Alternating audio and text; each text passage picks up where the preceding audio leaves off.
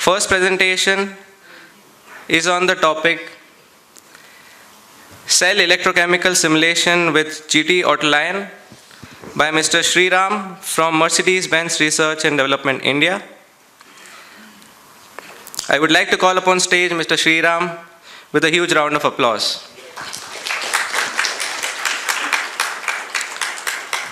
Mr. Sriram completed his BTech in Mechanical Engineering from SASTRE University and MS in Mechanical Engineering from UW-Madison.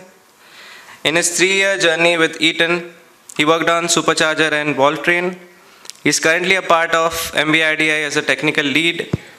In his 6-year journey with MBRDI, he worked on system simulation, engine modeling, and high-performance battery simulation. With that, I'll hand it over to Mr. Sriram. Thank you, Ujjwal. Good afternoon, everybody. So the first presentation after lunch, even I didn't have a big lunch because I didn't want to sleep through my own presentation, but I'll try to keep it interesting.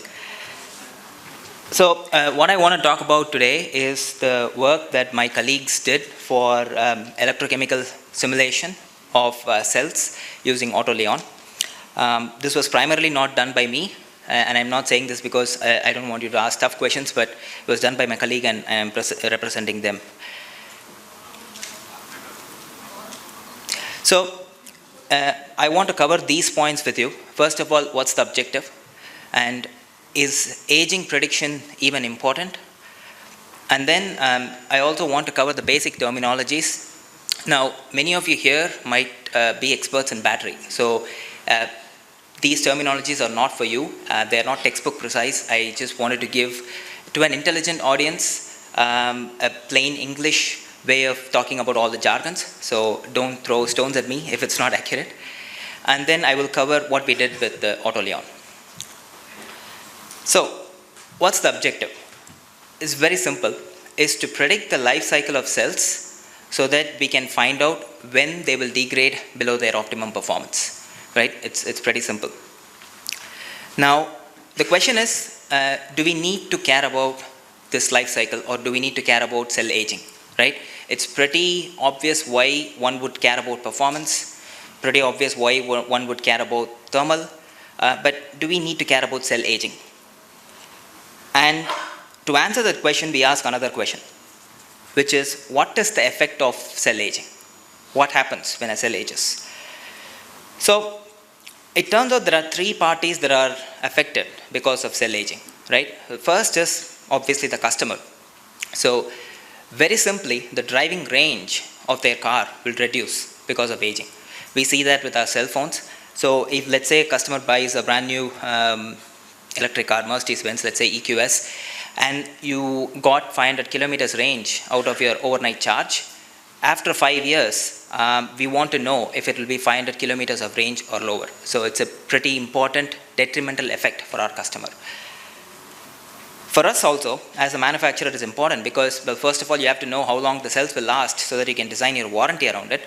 But also, and I'm not the expert in this, but what I'm told is out of the thousands of cells that you might have, even one or a few cells degrading will affect the way the battery management system thinks about the whole module.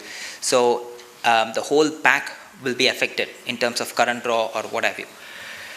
And like with any part of the car, part of the customer's perception will come from how long the car parts last, right? You don't want it to squeak and rattle. And in the same way, the customer doesn't want a battery that degrades. So Mercedes-Benz's brand will, of course, be partly affected with aging. So we want to know, for all these reasons, what's going on with the cells. It also turns out it's pretty important for the regulatory bodies. I mean, it's not the IC engines, just the IC engines that they oversee. The US mandates that the lowest battery health, we call it SOH, state of health, should be 0.8. And the November 10 or November 20th EU7 regulations also have some regulations around the durability of the battery. So it's pretty important that all of the parties care a lot about aging or the effects of aging. So we do have to care about the aging of cells. Now, there are many terminologies that are involved. Originally, I'm from the IC engine background. So for me, it was and it's still very intimidating to go through all the different jargons in battery. I want to touch upon a few things. One is a state of health and cycle and aging. So a layman's definition of a cycle is you start off at an initial state of charge, and through one event or multiple events, if you charge it up fully and then you get back to the same SOC, that's defined a cycle. So either a charge and discharge event or multiple events and back to the initial SOC is called a cycle. Now, there is a lot of things that are open to interpretation here, but it's a pretty basic definition of what we think of as a cycle. The problem or the characteristic is a car's battery goes through many thousands of cycles in its lifetime. And the question is simple: will this have any effect, right? So again, in other words, you have used your car for many years and you are charging it up, and you come back to your car and it says battery is fully charged, right? So does it mean the SOC is 1? Or if your company defines SOC, maximum SOC to be 0.98, does it mean that the SOC is 0.98? It turns out it's not, right? So the SOC could be lower or will be lower, and that is because we say that the battery has aged. Or less colloquially, we say that the state of health of the battery has deteriorated. Now, there is a ton of interesting things that go on inside the cell as to what this aging means. What's the electromechanical, chemical process that goes on? What happens to the anode, cathode, all those things. I won't have any time to cover them, but for now, aging is just a black box and it has a detrimental effect. So what we tried to do was, my colleagues tried to model this. So there are two approaches. One is the RC equivalent circuit, and if all one cared about was the temperature of the cells, the heat that is dissipated, then one could work very well with the RC equivalent circuits or Thevenin's equivalent circuits. But if one wanted to answer the question about aging, again, state of health, then one has to do electrochemical modeling. And that's where my colleague worked really closely with Ujjwal and Pawan here. Ujjwal and Pawan were just tremendous, and of course GT is known for their customer support, and in this instance it was no different, to see how our particular cells could be modeled. So basically it went, in AutoLion, the basic steps are you cover the cell design, and then you do the open circuit voltage calibration, and then you move on to performance and the two kinds of aging. Right? So the basic inputs that are required is, of course, the geometry details, and whether it's going to be a pouch cell, cylindrical cell, prismatic, jelly roll, what's the thickness of the anode, cathode, etc. And also the chemistry details, what exact chemistry you're using, and a few measurement data. So this is what it looks like in GT Suite. So what is termed the electrochemical cell is essentially that one box that does everything. But of course, that one box contains a lot of details, which I will show in the next slides. And then we have some state managers to control the charge and discharge.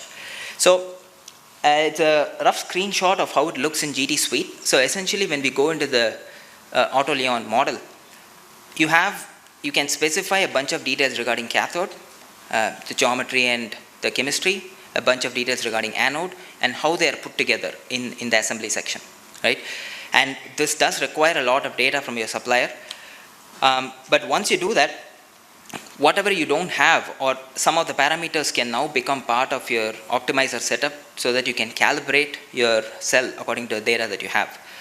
Now, again, what might be required is in addition to dimensions, for example, the thicknesses of the different layers and electrode porosity, particle sizes, etc. And all of these also can be a part of a direct optimizer to intelligently calibrate your system. Once you do that, what your objective is, well, in cell design you will have the capacity in ampere hour, for example, as the output, and then you go on to the open circuit voltage calibration. There are a few parameters that GT recommends in their user manual that we can calibrate to get this portion right. So all of this is about one cell. I'm not going to talk about the module and the battery pack level. So once you take care of the OCV, For us, we had performance data for a few different C rates, up to 4C, and you essentially optimize, again, a different set of parameters to try and match these. So once you have done that, now you are at a stage where you have a cell, you are able to predict its capacity, and then you are able to match its open circuit voltage, and now you are starting to match its performance. And then we come to the aging part, right? Because this is why we do electrochemical modeling with AutoLion. So traditionally, two kinds of aging is there, calendar aging and cyclic aging. And we had initially easier luck, I should say, matching calendar aging for different temperatures. If you see on the y-axis, it's state of health, we were able to match it pretty reasonably well. The accuracy is not, I would say, tremendously good, but it's very, very good for the initial stages that we are at. But then when we went to cyclic aging, so AutoLion again is a very flexible tool. It has many inbuilt physics that you can choose to model. And when we used, when my colleague and the GT team used the linear AMI approach, active materialization approach, when it was calibrated, for example, for the bottom plot 10C, and then we tried to apply the same calibration parameters to 1C, it didn't match very well. As you can see, it was predicting a much different state of health. And that is where, again, GT was very helpful, and they, in addition to modeling the SCA layer growth, they found that if we model the SCA cracking also with a function, which is also included within AutoLion, the match was now pretty good. So there are 4 or 5 different mechanisms that you can include of higher and higher complexity to take care of this, so that you ensure that you take care of all the chemomechanical processes so that you can get the aging pretty well. So with this, we were able to take a single cell and go from its capacity prediction to performance to aging. Now, for us, the next steps obviously would be to put this in a drive cycle in our car and see how it performs, and that work is going on. But for today, I just wanted to say that we found AutoLion to be pretty good in terms of how we were able to match and the flexibility it offers with the different chemistries. And especially with the once we included SCA crack modeling, we were able to match the pretty drastic C rate differences pretty well. So that brings me to the end of my presentation, and I want to thank Shebin here, who he's not present here, but he did most of the heavy lifting, and along with Pavan and Ujjwal, who were tremendous. So and then my management team also to give us the opportunity, and to the Gamma Technologies team for having us over here. So with this, I will end my presentation, and thank you so much for your time.